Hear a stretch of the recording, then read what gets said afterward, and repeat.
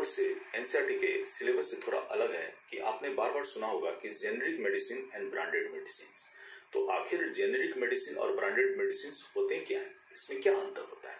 तो कहता है कि अगर हम बात करते हैं कॉस्ट इफेक्टिवनेस का, कॉस्ट डिफरेंस का, तो ब्रांडेड मेडिसिन थोड़े महंगे होते हैं और जेनेरिक मेडिसिन बहुत ही सस्ते होते हैं। उनका अगर हम प्राइस की तुलना करें तो 85% वो लोअर इन प्राइस होते हैं with comparison to branded medicine. आखिर ऐसा होता क्यों है?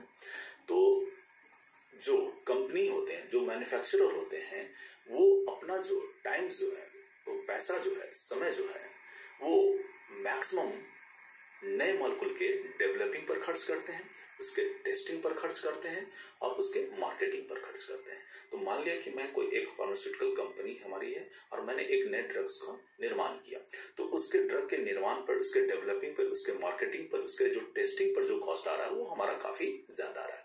तो हम कैसे हम अपने रेवेन्यू को कलेक्ट करेंगे? तो सबसे पहले हम क्या करेंगे कि उस मेडिसिन जिसे मैंने खोज किया है उसका पेटेंट कराएंगे। क्या कराएंगे? पेटेंट कराएंगे। और ये जो पेटेंट का जो ड्यूरेशन होता है, उनका जो लेंथ होता है, वर्किंग लेंथ होता है, वो 20 ईयर होता है। कितने होते हैं? 20 ईयर। तो 20 ईयर तक हमारे द्वारा जो पेटेंट मॉलिक्यूल्स है, केमिकल है, उस पर कोई दूसरे कंपनी काम नहीं कर सकता है। वो उसे मैन्युफैक्चर नहीं कर सकता है, मार्केट में नहीं ला सकता है। तो इतना वो काम अदर कंपनी नहीं कर सकता है। तो जो गिवन मॉलिक्यूल है जिन्हें मैंने खोजा है, उसका जो कॉस्ट होगा, ब्रांडिंग जो कॉस्ट होगा, वो काफी ज्यादा होगा। क्योंकि ब्रांडिंग कॉस्ट है तो इसलिए उस मेडिसिन का नाम होगा ब्रांडेड मेडिसिन। अब 20 साल के बाद तो हमारा पेटेंट फेल कर जाएगा। तो 20 साल के बाद जब हमारा पेटेंट फेल कर जाएगा और मार्केट में ये बातें फैली हुई है कि ये जो फलाना मेडिसिन है वो काफी कारगर है, तो दूसरे कंपनी क्या करेंगे कि अब पेटेंट फेल होने के बाद उसे बनाने की कोशिश करेंगे। तो बहुत सारे कंपनियां आ जाती है उस मॉलिक्यूल को बनाने के लिए। तो क्या हो सकता है? इससे कंपटीशन जनरेट होता है और कंपटीशन जनरेट होने की वजह से क्या होता है कि जो ब्रांड मेडिसिन के फॉर्म में पहले हमने लाया था, अब उसे अदर कंपनी उसी मॉलिक्यूल को 20 साल बाद ला रही है। तो अब वो मेडिसिन ब्रांडेड मेडिसिन ना होकर के जेनेरिक मेडिसिन हो जाएगा। तो जाहिर सी बात है कि बहुत सारे कंपटीशन में वो कंपनी है तो अपना प्राइस क्या रखेंगे? कम रखेंगे। अब रहा सवाल कि जेनेरिक मेडिसिन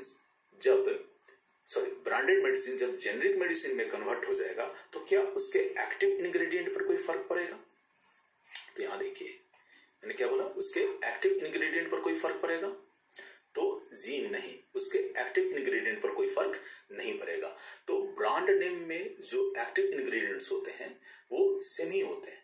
तो एक्टिव इंग्रेडिएंट क्या होता है? तो एक्टिव इंग्रेडिएंट वो मॉलिक्यूल होते हैं जिन्हें फार्मास्यूटिकल कंपनी या फार्मा कंपनी ने डेवलप किया है, ठीक है, जो एक पार्टिकुलर डिजीज पर वो एक्ट करता है। वो इंपॉर्टेंट केमिकल है, ड्रग है, ठीक है, जो क्या करता है? वो एक्ट करता है। तो उसे हम एक्टिव इंग्रेडिएंट बोलते हैं। और एक्टिव इंग्रेडिएंट के सपोर्ट में जो हम केमिकल्स यूज करते हैं, ठीक है, जस्ट सपोर्ट में, ताकि एक्टिव इंग्रेडिएंट इजिली वे में फैसिलिटेट हो सके।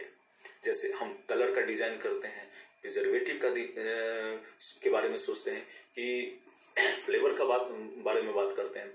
तो ये जो फ्लेवर एजेंट हो गया, प्रिजर्वेटिव हो गया और कलरिंग एजेंट हो गया, ये सब एक्टिव इंग्रेडिएंट नहीं है, ये मेडिसिन नहीं है डायरेक्ट, ये हमारा इनएक्टिव इंग्रेडिएंट हो जाएगा। जो कई बार ये इनएक्टिव इंग्रेडिएंट क्या प्रोड्यूस कर जाते हैं? Side effects.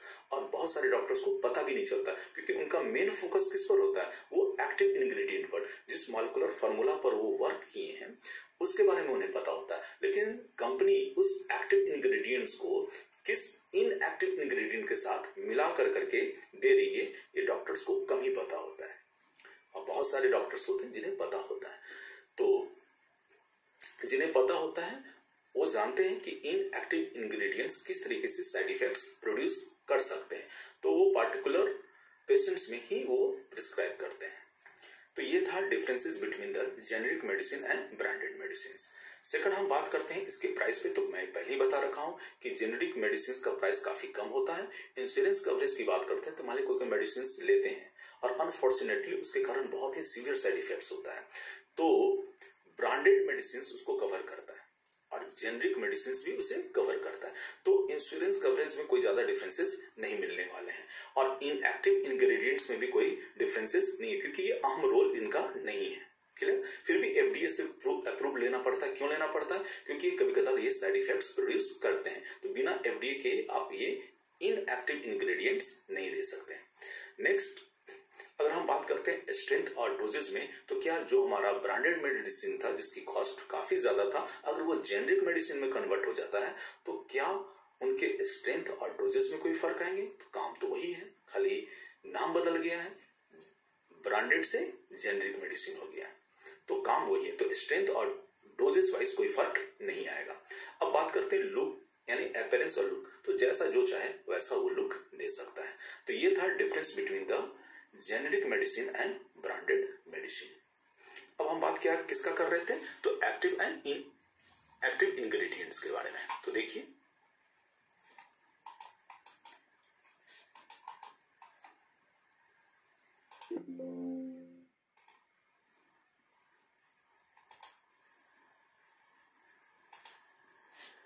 अब यहां देखिए, इसमें आप देखेंगे कि जो यहां पर ग्रेडियंट्स लिखा हुआ है, इस रैपर पर देखिए मेडिसिन के, तो यहाँ एक्टिव इंग्रेडिएंट लिखा हुआ है, ठीक है। तो ये मेन मॉलिक्यूल है, ये ड्रग का क्या है? मेन मॉलिक्यूल है। और यहाँ पर देखिए लिखा हुआ है इनएक्टिव इंग्रेडिएंट्स, ये मेन मॉलिक्यूल नहीं है। ये क्या करते हैं कि एक्टिव इंग्रेडिएंट्स को एब्जॉर्प्शंस में या उसके फैसिलिटेशंस को हेल्प करते हैं, फैसिलिटेट करते हैं, आसानी से वो चला जाए। तो यहाँ पर इनएक्टिव इंग्रेडिएंट्स है, और ये इनएक्टिव इंग्रेडिएंट्स कभी कदार क्या प्रोड्यूस कर सकते हैं? साइड इफेक्ट्स प्रोड्यूस कर सकते हैं। तो कौन कौन से इनएक्टिव इंग्रेडिएंट्स होते हैं जो साइड इफेक्ट्स दे सकते हैं, ठीक है, एलर्जिकल रिस्पॉन्स दे सकते हैं? उसमें से यहाँ देखिए एक मेंशन है यहाँ, वो कौन है? ग्लाइकॉल। देखिए वो कौन है? तो ग्लाइकॉल, ये देख रहे हैं।